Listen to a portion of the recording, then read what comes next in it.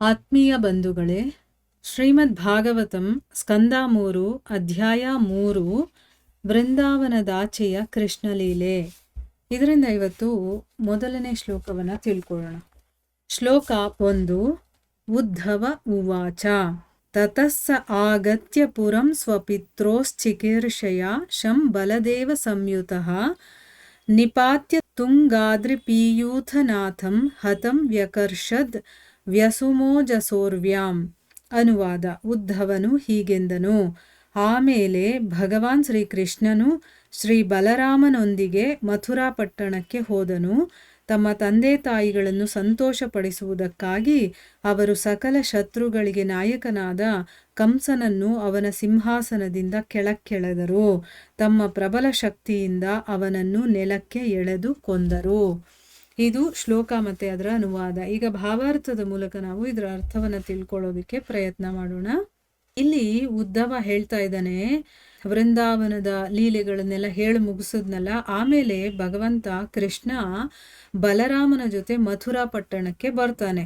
ಅಲ್ಲಿ ತಂದೆ ತಾಯಿಗಳನ್ನ ಸಂತೋಷ ಪಡಿಸೋದಕ್ಕೋಸ್ಕರ ಅವರು ಎಲ್ಲ ಶತ್ರುಗಳು, ಎಂತೆಂಥ ದೊಡ್ಡ ದೊಡ್ಡ ಶತ್ರುಗಳಿದ್ರೋ ಅವರ ನಾಯಕ ಯಾರು, ಕಂಸ, ಅವನನ್ನು ಕೂಡ ಸಿಂಹಾಸನದಿಂದ ಉರುಳಿಸ್ತಾರೆ. ಅಂದ್ರೆ ಏನು, ಅವನನ್ನು ಕೂಡ ತಮ್ಮ ಪ್ರಬಲವಾದಂತಹ ಶಕ್ತಿಯಿಂದ ನೆಲಕ್ಕೆ ಎಳೆದುಕೊಂಡು ಬರ್ತಾರೆ. ಅಂದ್ರೆ ಅರ್ಥ ಏನು, ಅವನು ಸಿಂಹಾಸನದ ಮೇಲೆ ಕೆಳಗಡೆ ಇಳಿಯೋ ತರ ಅವರು ಮಾಡ್ತಾರೆ ಅಂತ ಅರ್ಥ. ಅಂದ್ರೆ ಇಲ್ಲಿ ತಮ್ಮ ತಂದೆ ತಾಯಿಗಳು ಇಷ್ಟು ದಿವಸ ಆ ಒಂದು ಕತ್ತಲೆ ಕೋಣೆನಲ್ಲಿ ಜೈಲಲ್ಲಿ ಇರ್ತಾರಲ್ವಾ, ಅವರು ಮನಸ್ಸಿಗೆ ಸಂತೋಷವನ್ನ ಕೊಡಬೇಕು, ನಮ್ಮ ಕರ್ತವ್ಯ ಇದು, ನಮ್ಮ ತಂದೆ ತಾಯಿಗಳು ಎಷ್ಟು ಕಷ್ಟಪಟ್ಟಿದ್ದಾರೆ ಅಂತನ್ಬಿಟ್ಟು ಆ ಕಂಸ ಇಷ್ಟು ದಿವಸ ಮಾಡಿರ್ತಾನಲ್ವಾ, ಅವರಿಗೆ ಹಿಂಸೆ ಕೊಟ್ಟಿರ್ತಾನಲ್ವಾ, ಅದಕ್ಕೋಸ್ಕರ ಈಗೇನ್ ಮಾಡ್ತಾರೆ, ಕಂಸನನ್ನ ಆ ಸಿಂಹಾಸನದಿಂದ ಕೆಳಗಡೆ ಇಳಿಸ್ತಾರೆ. ಈಗ ಭಾವಾರ್ಥದಲ್ಲಿ ಗುರುಗಳೇನು ಹೇಳಿದ್ದಾರೆ ಅಂತ ತಿಳ್ಕೊಳ್ಳೋಣ. ಕಂಸರಾಜನ ವಧೆಯನ್ನು ಇಲ್ಲಿ ಸಂಕ್ಷೇಪವಾಗಿ ವಿವರಿಸಲಾಗಿದೆ. ಏಕೆಂದರೆ 10ನೇ ಸ್ಕಂದದಲ್ಲಿ ಅಂತಹ ಕೃಷ್ಣಲೀಲೆಗಳ ವಿವರವು ವಿವರವಾಗಿಯೂ ಬಂದಿರುತ್ತದೆ. ಅಂದ್ರೆ ಇಲ್ಲಿ ಕಂಸನನ್ನ ಹೇಗೆ ಕೊಲ್ತಾರೆ ಅನ್ನೋದನ್ನ ಇಲ್ಲಿ ತುಂಬಾ ಚಿಕ್ಕದಾಗಿ ಅದನ್ನ ಹೇಳಿದ್ದಾರೆ.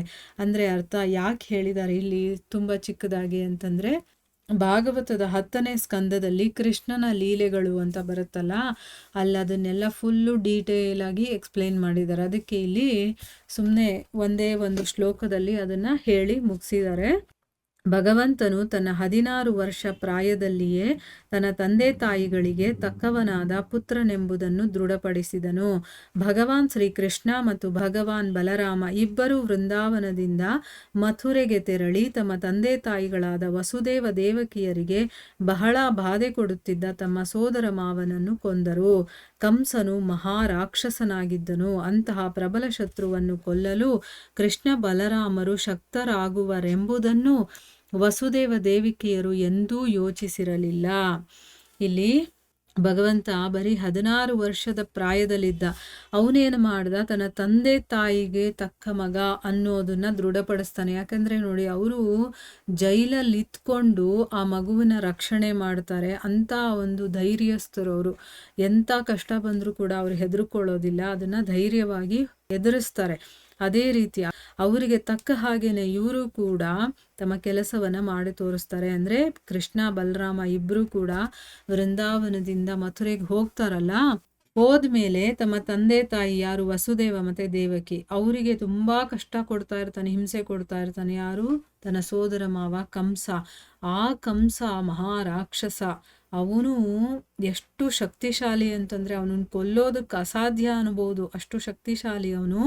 ಅಂತ ಪ್ರಬಲ ಶತ್ರುವನ್ನ ಕೊಲ್ಲೋದಕ್ಕೆ ಇವರಿಬ್ರು ಕೂಡ ಅಂತ ಒಂದು ಶಕ್ತಿ ಹೊಂದಿರೋರು, ಅಥವಾ ಅವರು ಅಂತ ಶಕ್ತಿವಂತರಾಗ್ತಾರೆ ಅನ್ನೋದು ಕೂಡ ದೇವಕಿ ಮತ್ತೆ ವಸುದೇವ ಯೋಚನೆನೇ ಮಾಡಿರ್ಲಿಲ್ಲ.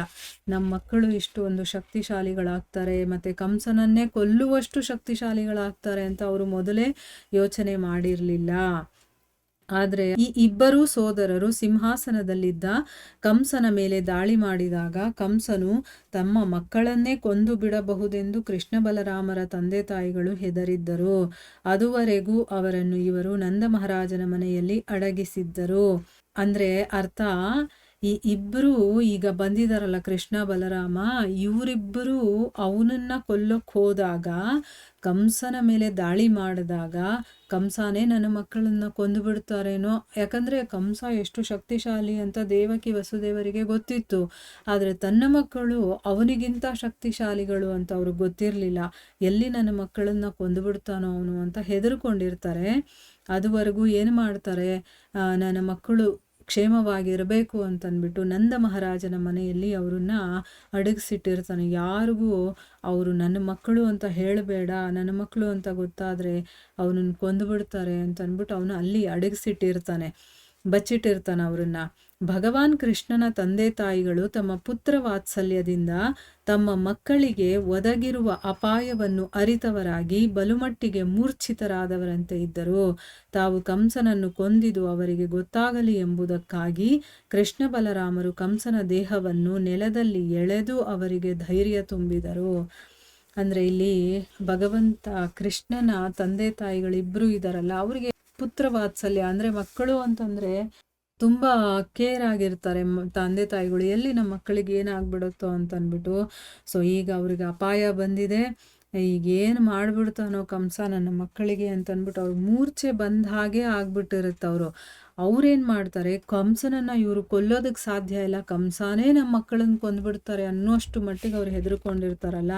ಸೊ ಈಗ ಇವರಿಬ್ಬರು ಕೊಂದಿರ್ತಾರೆ, ಆದರೂ ಅವ್ರಿಗೆ ಗೊತ್ತಾಗೋದಿಲ್ಲ. ಗೊತ್ತಾಗಲಿ ಅಂತಂದ್ಬಿಟ್ಟು ಏನು ಮಾಡ್ತಾರೆ, ನೆಲದ ಮೇಲೆ ಅವನ ದೇಹವನ್ನು ಎಳ್ಕೊಂಡು ಬಂದು, ಅಂದರೆ ಸಿಂಹಾಸನದ ಮೇಲೆ ಕೊಂದು ಆ ಸಿಂಹಾಸನದ ಮೇಲಿಂದ ನೆಲದ ಮೇಲೆ ಎಳ್ಕೊಂಡು ಬಂದು ಹಾಕ್ತಾರೆ. ಆಗ ಅವ್ರಿಗೆ ಧೈರ್ಯ ಬರುತ್ತೆ, ಓ ನನ್ನ ಮಕ್ಕಳು ನಿಜವಾಗ್ಲೂ ಕೊಂದಿದ್ದಾರೆ ಅಂತಂದ್ಬಿಟ್ಟು. ಎಷ್ಟು ಚೆನ್ನಾಗಿರುತ್ತೆ ಅಂದರೆ ಕೃಷ್ಣನ ಲೀಲೆಗಳು ಕೇಳೋದಕ್ಕಾಗಲಿ ನೋಡೋದಕ್ಕಾಗಲಿ. ಈಗ ಸೀರಿಯಲ್ಗಳೆಲ್ಲ ತೋರಿಸ್ತಾರಲ್ಲ, ಅದನ್ನು ನೋಡೋದಕ್ಕೆ ತುಂಬ ಚೆನ್ನಾಗಿರುತ್ತೆ. ಸೊ ಈ ಕಥೆಗಳನ್ನು ಓದ್ತಾ ಇದ್ರೆ ನಮ್ಮ ಕಣ್ಮುಂದೆ ಆ ದೃಶ್ಯ ಬರ್ತಾ ಇರಬೇಕು. ಕೃಷ್ಣ ಹೇಗೆ ಅವನನ್ನು ಕೊಲ್ತಾನೆ, ಅವನನ್ನು ಎಳ್ಕೊಂಡು ಬರೋದು, ಇದೆಲ್ಲ ನಮ್ಮ ಕಣ್ಮುಂದೆ ಬರ್ತಾ ಇರಬೇಕಾಯ್ತಾ. ಆ ರೀತಿ ನಮ್ಮ ಮನಸ್ಸನ್ನು ಏಕಾಗ್ರ ಮಾಡಿಕೊಂಡು ನಾವು ಕೇಳಬೇಕು. ಈಗ ಮುಂದೆ ಇನ್ನೂ ಏನೇನೆಲ್ಲ ಆಗುತ್ತೆ ಅನ್ನೋದನ್ನು ನಾವು ಮುಂದಿನ ಭಾಗದಲ್ಲಿ ತಿಳ್ಕೊಳ್ಳೋಣ. ಹರೇ ಕೃಷ್ಣ.